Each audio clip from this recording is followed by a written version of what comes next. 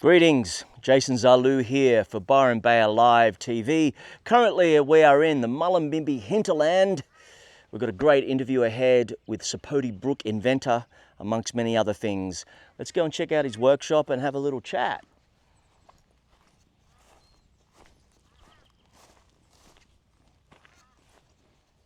Sapoty, how you going, mate? G'day Z, pretty good. All right, the mad scientist workshop here. It's all happening. It is. Come in and sit down and we'll go from there. Yeah. All right. Did you like the view out there? Beautiful. Isn't it? The mists of Avalon or something like that, yeah. the mist of the Rainbow region. Yeah. Cool, man. Yeah, so how long you been around the Shire for? I've been around the Shire for about 25 years now. Okay. And what originally attracted you to move up here? Oh, well, I was living down in a community called Bundadjan down near Coffs I've heard Harbour. about that. Yeah. Yeah, and I was there for about 15 years after I'd sort of more or less dropped out of the rat race. You know? Sure. And so then I wrote my book actually, and so when I was travelling up and down the coast selling it and stuff like that, Sure. I came through Byron a bit more, and I enjoyed hanging around. And Yeah, great. then I met a woman there, and As you do. yeah, and it transformed into a big relationship. Had Cool. a kid, Okay. and got divorced. As you do. Now, the rat race, where were you before in the rat race? What city? I was in Melbourne, and Okay. I grew up in Melbourne. Grew up in Melbourne. Yeah, and Cool. I was destined to be a doctor. My father and both my grandfathers were doctors, and my Okay. mother were a nurse. Okay. But I actually wanted to take a different approach to health, and so Sure. that's where my book came in eventually. But I actually first went to uni at Melbourne Uni and did a science degree in physics. Okay. And then I went on to Monash Uni and did an electrical engineering degree. Awesome. And so then I got into Telstra and shot up the ladder pretty quickly. I was a senior engineer at the age of 25. Wow. And then I wanted. It was too much of an officialdom, bureaucratic situation there. Sure. It just didn't suit me. Yeah. So I decided to move on, and I wanted to do a master's degree, but I came across a situation in Perth where they were building a robot for shearing sheep. Okay. And so I was curious about it. I sent a letter, and I got a phone call back saying, "Hey, we've got a job. Would you be interested in trying it?" You know. And actually, I was up against a whole lot of PhDs and people like that from all over the world. Yeah. But luckily, they decided they wanted me. They wanted a more inventive mind, I suppose, Sure. maybe.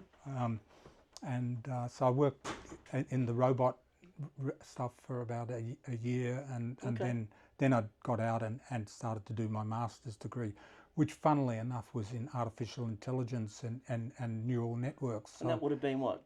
that was in the 1985, Wow, 84. the very early days. Yeah, there was man. only It's a incredible. handful of people doing what they're doing now. Wow. And I was one of them, but which was in some ways sort of a pity I didn't hang in there. And I get but that. the funny thing was that my father, I did my master's degree, and then I started doing a PhD, and my father and my girlfriend were driving along down in Melbourne one day, and I was explaining to him what I was thinking about in terms of neural networks and stuff like that. Yeah. And my father turned around and said, "Do you really want to do this? You know, this is pretty scary sort of stuff potentially, you know." Yeah. And my girlfriend turned around and said, "Yeah, Sapoty, you know, do you really want to?"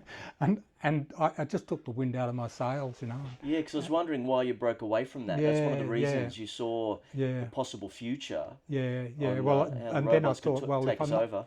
sorry, How the robots could take us over, which is may Yeah. or may not happen. We're on the precipice now. yeah, So you had a bit of a, whatever the word is. broke away from that, and I became a sort of a bit more of a floating person in the world, and I went to Japan and worked for 6 months every year Okay. for 4 years doing in the patent world and doing Okay. trying to follow Einstein's steps.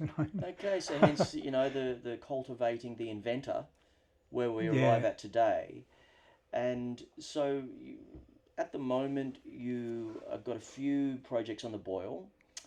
One of the main ones is what would you say, a reasonably priced battery for yeah. motor vehicles, right? So maybe tell us a little Well, bit well, about that.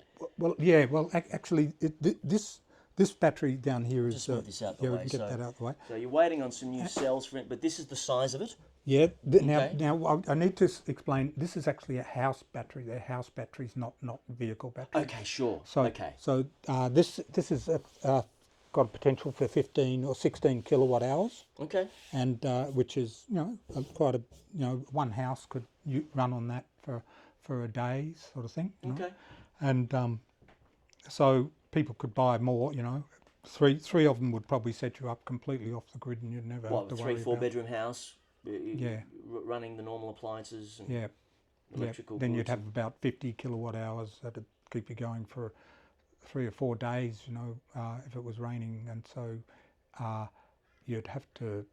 In very rare circumstances, you might have to switch a switch on to get the grid, or just have a petrol charger or something. And you're waiting on. So you build these. Yeah, I get them Let's as have a little look there. a It's all right. Let's have a sure, look. okay. Yeah. I get them as a kit, and Okay. and I put all the bits and pieces together. Okay. So you get the separate sections and put them all Yeah, together. and then all the batteries go in here. Okay, and that's what you're waiting on at the moment. The cells. Yeah, well, unfortunately, about 3 batteries in one box were damaged You when they mentioned that arrived. at lunch so, the other day. Yeah. yeah, Okay. so now I've got 3 boxes there of batteries, and I'm waiting for a 4th one. Okay. Then that'll fill that up. It's about 120 kilos, so I do it in the back of my car, It's so I don't pretty have heavy. to move it around. Okay. Yeah, very heavy.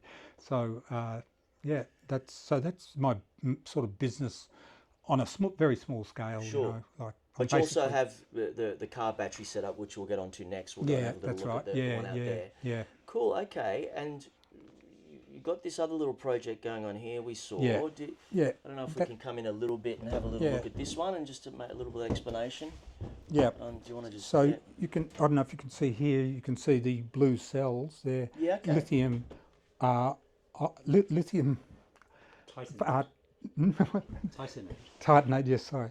Lithium titanate batteries, which are very long living, so you can have sort of thousands and thousands of cycles great for of the them. environment. And so this has to charge and discharge several times to feed the inverter. Yeah. And the inverter that can then plug into a car with a charger, and just or it can be used for any 240 volt system, like a lawnmower or whatever. Yeah, sure, okay. And but to do all that, I'm developing a system where all the solar panels are stacked up, and then it's a computerized system that expands all the panels over above a car when the car's parked out in the sun. Okay, and so just talk about that for a little bit. Yeah, and so then the panels will come up like that and tilt towards the sun, and then it's got the added benefit of if there's a big hailstorm, it's going to destroy the solar panels and not the car. Yeah. Okay. So and then if there's a wind, it's got a wind detector, and when that wind comes up to a certain level, it all folds up and packs down. So the advantage of that, you wouldn't need to have a charging dock.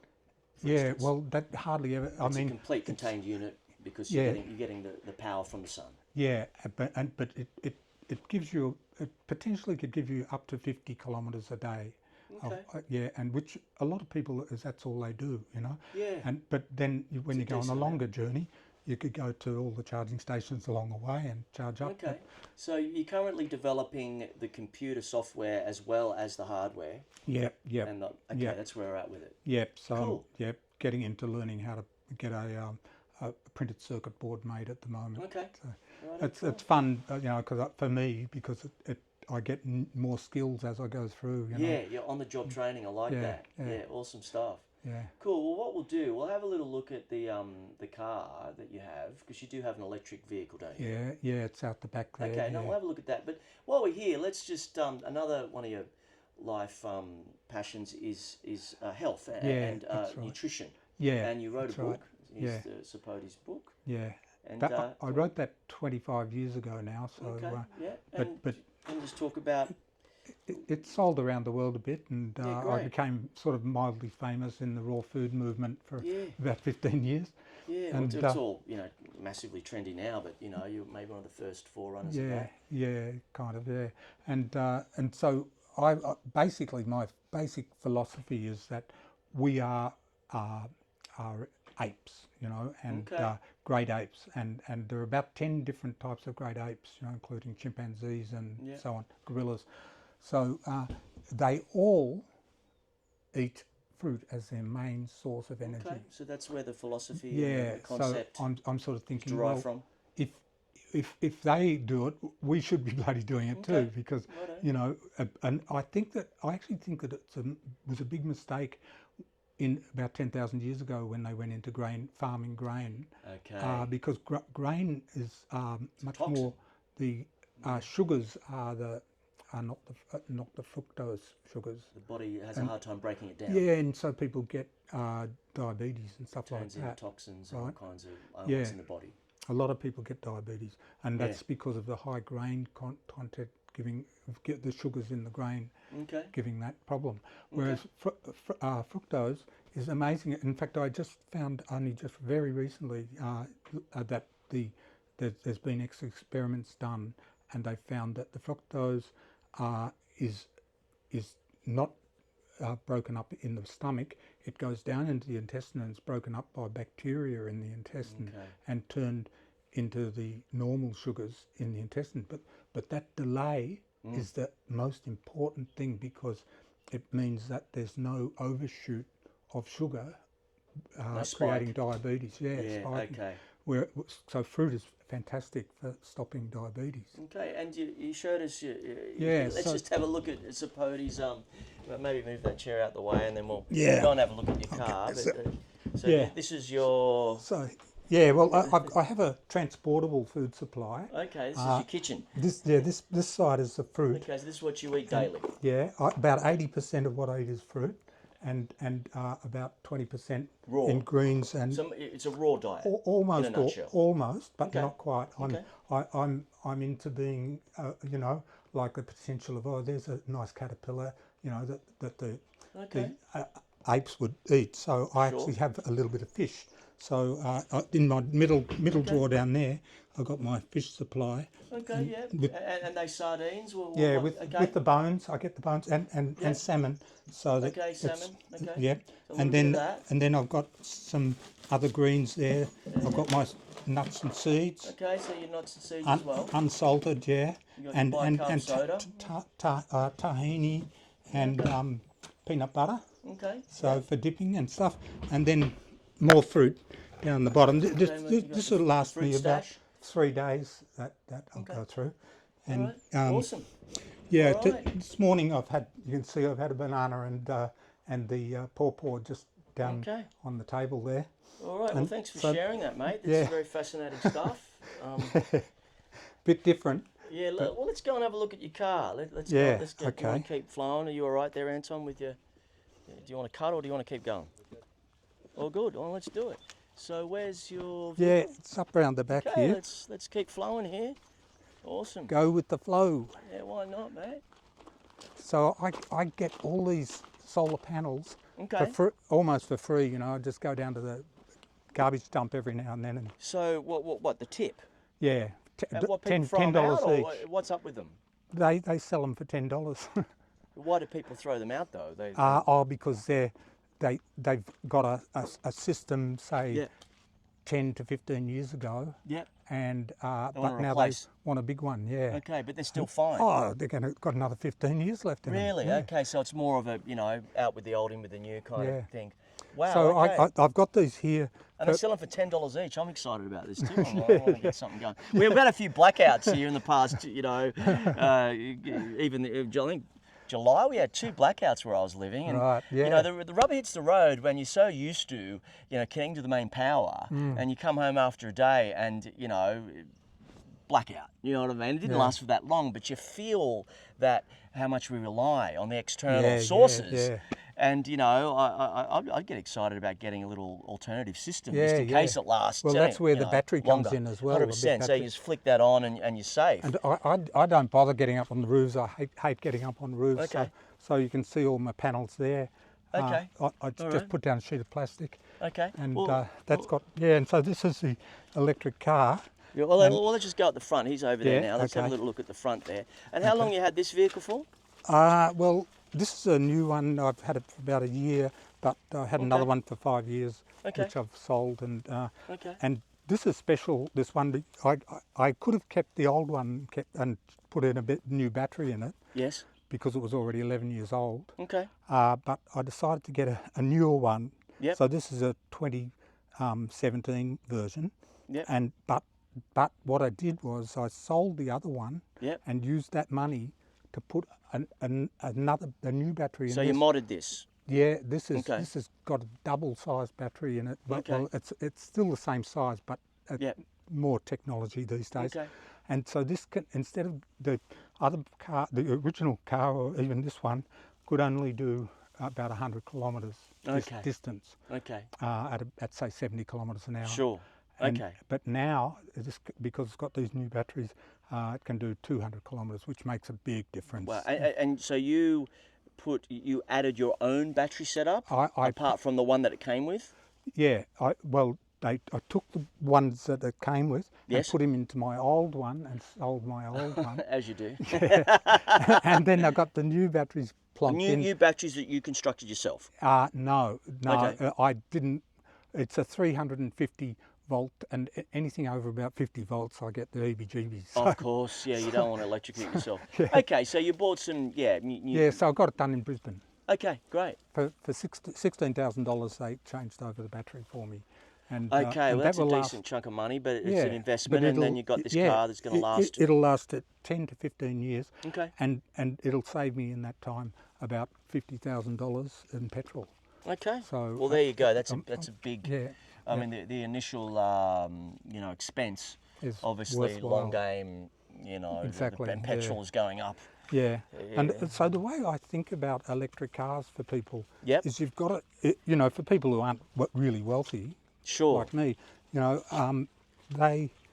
you've just got to think of it as you're building up, because it's the battery that costs the money. So you start with a car that's got a small battery. And you hustle around for a few years with that, and you use it for local travel, and maybe you have a petrol car for long distance travel, and then you eventually get to a point where you can sell that and get a bigger, and by that time you've saved money, because all the money you would have paid for petrol you put in a bloody bank 100%. account. Cool. Right?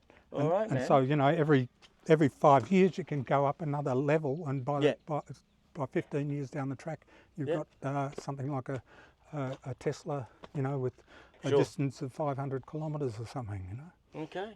Yeah, that's the way I look at it. Awesome. Well, let's sign off on this section. Jason Zalu here with Sapoty Brook. Signing off. Please subscribe to the channel. Take care, love life. May the force be with you all. See ya.